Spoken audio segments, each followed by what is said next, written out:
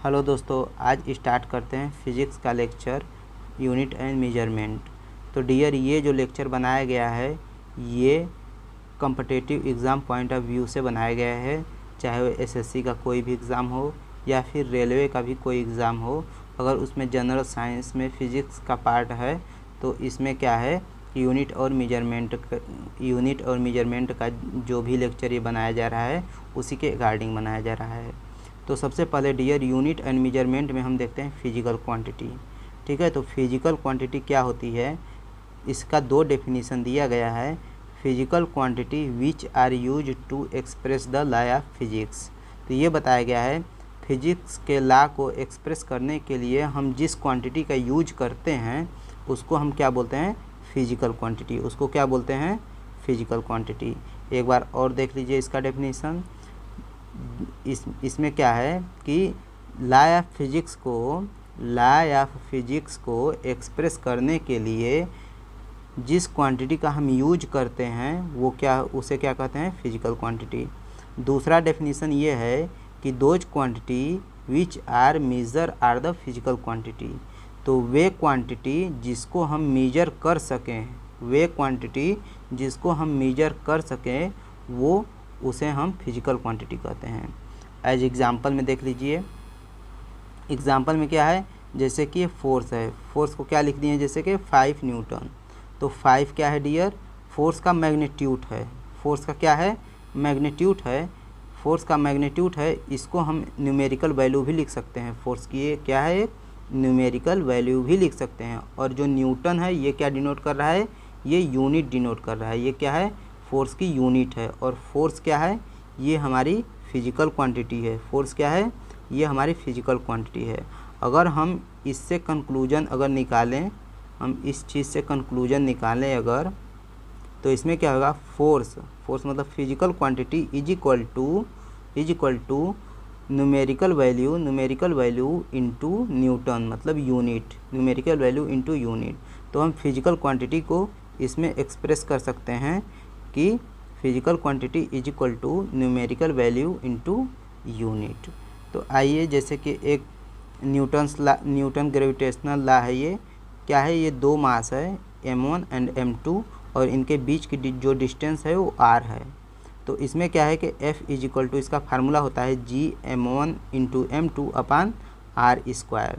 तो ये जो m1 चाहे m2 है ये फिजिकल क्वांटिटी है, r भी क्या है, फिजिकल क्वांटिटी है, और P और F जो है फोर्स, ये भी क्या है, आप जानते हैं अभी ऊपर हम बताएं फोर्स फिजिकल क्वांटिटी है। ठीक है, तो आइए हम थोड़ा फिजिकल क्वांटिटी के बारे में देख लेते हैं डियर। फिजिकल क्वांटिटी क्या होती है, फिजिकल क्वांटिटी को दो पार्ट में डिवाइड किया गया है। पहला है फंडामेंटल क्वांटिटी और दूसरा है डेराइव्ड क्वांटिटी। पहला है फंडामेंटल क्वांटिटी और दूसरा है डेराइव्ड क्वांटिटी। तो फंडामेंटल क्वांटिटी टोटल कितने होते हैं डियर, टोटल 7 होते हैं, ध्यान रखिएगा। फंडामेंटल क्वांटिटी टोटल 7 होते हैं। पहला है लेंथ, L से डिनोट किया जाता है। दूसरा है मास, M से डिनोट किया जाता है। तीसरा है टाइम, T से डिनोट किया जाता है। चौथा है करंट, I से डिनोट किया जाता है, बट इसका यूनिट एम्पियर होता है। इसके बाद टेम्परेचर, इसको केल्विन में डिनोट करते हैं, इसका यूनिट है केल्विन। जैसे कहीं अगर सेंटीग्रेड T डिग्री सेंटीग्रेड दिया है तो उसमें 273 अगर प्लस कर देते हैं तो वो केल्विन में चेंज हो जाता है। और 6 है ल्यूमिनियस इंटेंसिटी। ल्यूमिनियस इंटेंसिटी को कैंडिला, इसका यूनिट जो है वो कैंडिला होता है। और लास्ट है अमाउंट ऑफ सब्सटेंस। तो अमाउंट ऑफ सब्सटेंस है, इसका यूनिट क्या हो जाएगा, मोल हो जाएगा। इसका यूनिट क्या हो जाएगा डियर, मोल हो जाएगा। और दूसरी की बात करते हैं, डेराइव्ड यूनिट है। डेराइव्ड यूनिट क्या होता है डियर, ये फंडामेंटल क्वांटिटी से ही बनाई जाती है हमारी डेराइव्ड क्वांटिटी, ध्यान रखिएगा। और डेराइव्ड क्वांटिटी बनाई जाती है फंडामेंटल से, लेकिन फंडामेंटल का एट लीस्ट टू क्वांटिटी हम यूज करते हैं। ठीक है, मतलब 2 फिजिकल क्वांटिटी यूज करते हैं, कम से कम 2 फिजिकल क्वांटिटी यूज करके हम डेराइव्ड क्वांटिटी बनाते हैं, ये ध्यान रखिएगा। कम से कम 2 हो, अधिक से अधिक कोई फ़र्क नहीं पड़ता, 3, 4, 5, 6 कितना भी हो, कम से कम 2 हो। अगर 2 नहीं होगा, अगर 2 से कम होगा, 1 होगा, तो 1 में तो यही फिजिकल क्वांटिटी आ जाएगी और जब एक फिजिकल क्वांटिटी ये आएगी तो वो ऑलरेडी फंडामेंटल क्वांटिटी है, वो डेराइव्ड क्वांटिटी नहीं होगी। इसलिए डेराइव्ड क्वांटिटी बनाने के लिए हमको कम से कम फंडामेंटल की कोई 2 फिजिकल क्वांटिटी लेना पड़ेगा। ठीक है, तो जैसे एग्ज़ाम्पल की बात करते हैं, जैसे एक मिनट, चलिए आइए एग्जाम्पल की बात करते हैं। एग्जाम्पल में अगर स्पीड इज इक्वल टू लिखते हैं तो डिस्टेंस अपॉन टाइम हो जाता है। तो डिस्टेंस किस में मेजर किया जाता है, मीटर में, और टाइम का यूनिट सेकेंड। तो ये क्या है, डिवाइड है, तो मीटर पर सेकेंड। ठीक है, तो ये क्या है, मीटर एक फंडामेंटल यूनिट है और ये टाइम है जो सेकेंड, ये अलग फंडामेंटल यूनिट है। यहाँ 2 फंडामेंटल यूनिट मिलके क्या बन रहे हैं डियर, एक डेराइव्ड यूनिट। तो इसको क्या बोलते हैं, स्पीड को डेराइव्ड यूनिट बोलेंगे। उसी तरह एक्सेलरेशन की बात कर लेते हैं। एक्सेलरेशन भी डेराइव्ड यूनिट है, क्योंकि इसका जो फार्मूला होता है v/t होता है, v/t, और v का यूनिट मीटर पर सेकेंड, और यहाँ पे अपान सेकेंड आ जाएगा, सेकेंड नीचे चलाएगा तो सेकेंड इंटू सेकेंड, 2 बार सेकेंड हो जाएगा तो सेकेंड स्क्वायर हो जाएगा, और मीटर ऊपर हो जाएगा, तो इसका यूनिट क्या हो जाएगा, मीटर पर सेकेंड स्क्वायर। इसको ध्यान रखिएगा। ठीक है, तो ये सब क्या है, ये डेराइव्ड यूनिट है। इसमें कम से कम आपको 2 फंडामेंटल क्वांटिटी ज़रूर मिलेंगी। इसका अगर थोड़ा सा हम देखें इसको एक्सप्रेस के बारे में, इसका थोड़ा डेफिनेशन के बारे में कि इसको कैसे एक्सप्रेस कर सकते हैं, तो इसमें लिखा है कि all other quantity apart from fundamental are derived. मतलब इसके अलावा जो भी क्वांटिटी हैं, मतलब फंडामेंटल क्वांटिटी के अलावा जो भी क्वांटिटी हैं, अदर क्वांटिटी हैं, वो किसका पार्ट है, फंडामेंटल का ही पार्ट है, तो उसको क्या बोलेंगे हम, डेराइव्ड क्वांटिटी। इसके अलावा जो भी बाकी क्वांटिटी हैं वो डेराइव्ड क्वांटिटी होती हैं, लेकिन वो फंडामेंटल क्वांटिटी का ही पार्ट हैं। ठीक है, अभी हम बताएं कि फंडामेंटल क्वांटिटी से ही हमारी डेराइव्ड क्वांटिटी बनती है, तो इसलिए यहाँ पे डेराइव्ड क्वांटिटी को कहा गया है apart from the fundamental quantity.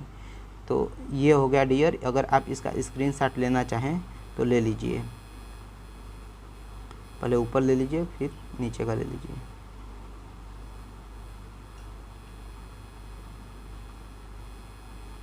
इसके बाद आइए हम यूनिट के बारे में देखते हैं। बात करते हैं यूनिट की। यूनिट 2 सिस्टम चल रहा था यूनिट में, एक इंडियन सिस्टम चल रहा था और दूसरा ब्रिटिश सिस्टम। एक इंडियन सिस्टम, दूसरा ब्रिटिश सिस्टम। तो इंडियन सिस्टम को हम लोग इंडिया में फॉलो करते थे और ब्रिटिश सिस्टम को लोग फॉरेन में फॉलो करते हैं। तो इसमें जो इंडियन सिस्टम में आया था, एक CGS आया था सिस्टम और एक MKS सिस्टम आया था। तो CGS का जो फुल फॉर्म है, C for centimetre, G for gram, S for second. तो जो भी हम लेंथ है उसको हम सेंटीमीटर में मेजर करते थे, और जो मास है हम उसको ग्राम में मेजर करते थे, और जो टाइम है उसको हम सेकेंड में मेजर करते थे इंडिया में। उसी तरह MKS सिस्टम आया था इंडिया में ही। इसमें क्या था कि जो लेंथ है उसको हम मीटर में मेजर करते हैं, और यहाँ मास को किलोग्राम में मेजर करते हैं, और यहाँ टाइम को सेकेंड में मेजर करते हैं। और ब्रिटिश सिस्टम में क्या था, FPS सिस्टम चल रहा था, फुट पाउंड सेकेंड सिस्टम। तो इसमें क्या था, लेंथ को हम फुट में मेजर कर रहे थे और मास को हम मेजर कर रहे थे पाउंड में। जैसे आप जाते हैं कोई केक लेने तो उसमें नहीं कहेंगे आधा किलो 1 किलो का केक दे दीजिए, उससे कहेंगे 1 पाउंड 2 पाउंड का केक दे दीजिए। ठीक है, तो वही वाला पाउंड है। और ये जो टाइम है इसको मेजर करते हैं हम सेकेंड में। तो इसमें क्या है कि इंडियन सिस्टम और ब्रिटिश सिस्टम अलग था, अलग अलग क्वांटिटी में मेजर किया जाता था। तो इससे क्या था, कई सिंबल को लेकर बहुत प्रॉब्लम होता था। तो इस इशू को सॉल्व करने के लिए एक कॉमन यूनिट सिस्टम अपनाया गया। कॉमन यूनिट सिस्टम आया जो कि एक SI यूनिट आया, और SI को हम इंटरनेशनल यूनिट बोलते हैं, इंटरनेशनल सिस्टम यूनिट। ठीक है, इंटरनेशनल सिस्टम यूनिट। और इस SI यूनिट को एक फ्रेंच का जो कमीशन है BIPM ने बनाया था, 1971 में बनाया था। ठीक है, BIPM का फुल नेम देख लीजिए, bureau international des points et measurement. ठीक है, ये फ्रेंच का ऑर्गेनाइजेशन है जो 1971 में SI सिस्टम बनाया था। और BIMP जो सिस्टम बनाया था वो हर चीज़ अलग अलग कॉमन सिंबल दे दिया था, जो कि मतलब उसको सभी लोग यूज करेंगे SI सिस्टम के आधार पे। ठीक है, तो उसमें कोई प्रॉब्लम नहीं हुआ था। तो ये SI सिस्टम आया था यहाँ से। अब देखिए फिजिकल क्वांटिटी में हम लोग क्या क्या देखे थे, आइए स्क्रीनशॉट ले लीजिए इसका।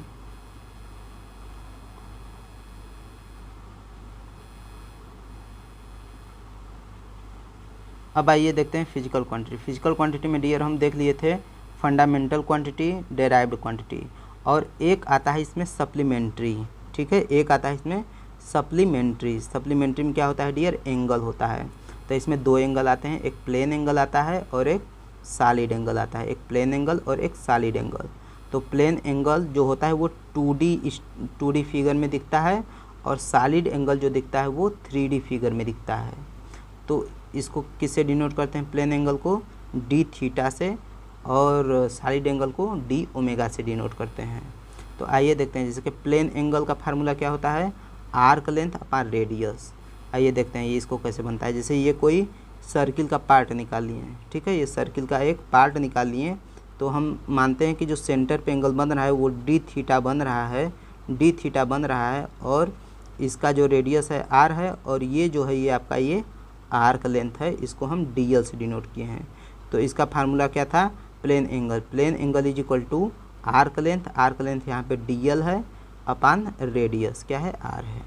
ठीक है, तो ये ध्यान रखिएगा। और इसका जो यूनिट होता है डियर, ये रेडियन होता है। ठीक है, इसका जो यूनिट होता है वो रेडियन होता है। अब आइए इसमें देखते हैं 3D में। तो 3D में क्या है, 3D में कोई जैसे कहीं स्फीयर हो बड़ा, या फुटबॉल का है, ठीक है, फुटबॉल का पार्ट, बाहर का पार्ट एक काट के निकाल लीजिए, ठीक है, और उसको क्या है, उसको एक मतलब उसका जो एक स्फीयर जैसा होगा, उसका एक कहीं ना कहीं सेंटर लाई करेगा। जैसे कि यहाँ पे सेंटर लाई कर रहा है, तो यहाँ सेंटर लाई करेगा, और इस टाइप का एक फिगर बनेगा। तो इसके बीच में आपका जो होगा सॉलिड एंगल बनेगा। ठीक है, तो यहाँ ध्यान रखिएगा, सॉलिड एंगल ये 3D एंगल होता है। तो सॉलिड एंगल होता है DA अपान आर स्क्वायर। क्यों होता है DA, क्योंकि यहाँ जब हम प्लेन एंगल में लिए थे वो आर्क लेंथ था, और यहाँ जो है कि एक क्या बन रहा है, सरफेस बन रहा है, और सरफेस का क्या होता है, एरिया निकलता है, और यहाँ आर्क लेंथ है तो इसका लेंथ निकलता है। तो जब लेंथ है तो यहाँ लेंथ है, तो यहाँ रेडियस हो गया, और यहाँ क्या है, सरफेस है, तो इस सरफेस का एरिया क्या है यहाँ पे DA। तो जो सॉलिड एंगल डी ओमेगा होगा वो DA अपान आर स्क्वायर होगा। ठीक है, एरिया का यूनिट स्क्वायर होता है, इसलिए यहाँ आर स्क्वायर लिए हैं। यहाँ लेंथ का यूनिट मीटर में होता है, तो केवल आर लिए हैं। ठीक है, और इसका यूनिट ध्यान रखिएगा स्टेरेडियन होता है, स्टेरेडियन, इसको इससे डिनोट किया जाता है। तो इसका स्क्रीनशॉट ले लीजिए। ठीक है डियर, अगर कोई भी हमको यूनिट मेजर करना है किसी भी क्वांटिटी का, तो सबसे ज़्यादा इम्पोर्टेंट ये है कि उसका फार्मूला पता होना चाहिए। जैसे एग्जांपल के लिए आइए देखते हैं, जैसे एरिया इज इक्वल टू क्या होता है, लेंथ इनटू विड्थ। तो इसको भी मीटर में मेजर किया जाता है, इसको भी मीटर में, और दोनों में मल्टीप्लाई हो रहा है, तो इसका यूनिट क्या हो जाएगा, मीटर स्क्वायर। उसी तरह वर्क या फिर एनर्जी की बात करते हैं, तो वर्क चाहे एनर्जी होता है फोर्स इनटू डिस्प्लेसमेंट। तो फोर्स का यूनिट होता है न्यूटन, और डिस्प्लेसमेंट या फिर डिस्टेंस जो होता है उसका यूनिट होता है मीटर। तो इसका यूनिट क्या हो जाएगा, न्यूटन मीटर, और इसी को जूल भी बोला जाता है, न्यूटन मीटर को भी जूल बोला जाता है। उसी तरह यहाँ पे आइए, उसी तरह प्रेशर देखिए, प्रेशर इज इक्वल टू क्या हो जाएगा, फोर्स अपान एरिया। फोर्स का यूनिट न्यूटन, एरिया का मीटर स्क्वायर, तो न्यूटन पर मीटर स्क्वायर, और इसी को हम पास्कल भी बोलते हैं। ध्यान रखिएगा, इसी को हम क्या बोलते हैं, पास्कल भी बोलते हैं। और यहाँ देखिए पावर का, ये पावर है, ठीक है, पावर इज इक्वल टू क्या होता है, वर्क अपन टाइम या फिर एनर्जी अपन टाइम। तो वर्क का क्या यूनिट था आपका यहाँ पे, जूल। ठीक है, जूल, और टाइम का सेकेंड, तो जूल पर सेकेंड, और जूल पर सेकेंड को हम वाट भी बोलते हैं, WATT, वाट। ठीक, और एक आ जाइए डेंसिटी का देख लेते हैं। डेंसिटी इज इक्वल टू क्या होता है, मास अपान वॉल्यूम। क्या होता है, मास अपान वॉल्यूम। और मास को किस में मेजर किया जाता है, kg में, वॉल्यूम को मीटर क्यूब में, क्योंकि वॉल्यूम क्या होता है 3D, length into width into height. तो तीनों मीटर मीटर मीटर होगा, तो ये मीटर क्यूब हो जाएगा। तो ध्यान रखिएगा, फार्मूला बहुत ज़रूरी है याद रखना। फार्मूला याद रखेंगे तो आप उसका आराम से यूनिट निकाल लेंगे और उसको अच्छे से मेजर कर लेंगे। तो यही है डियर यूनिट और मेजरमेंट का। बाकी इसके बाद स्क्रीनशॉट ले लीजिए आप इसका। बाकी इसके बाद हम जब इसका क्वेश्चन लगवाएंगे आपको, तो एक अच्छे लेवल पे क्लियरिटी आपको हो जाएगी। ठीक है, तो आपको अगर लेक्चर अच्छा लगा हो तो हमारे चैनल को लाइक, सब्सक्राइब एंड शेयर कर दीजिए। धन्यवाद।